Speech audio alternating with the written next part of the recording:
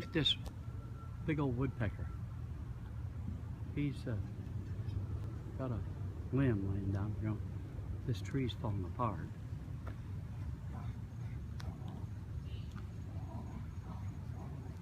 There's a crow there harassing him.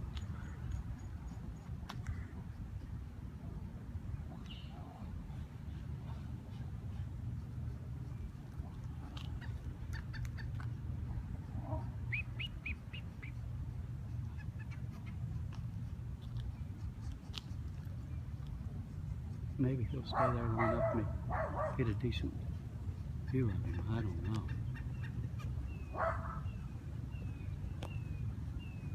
I'll walk up on him now and see if how long he stays there.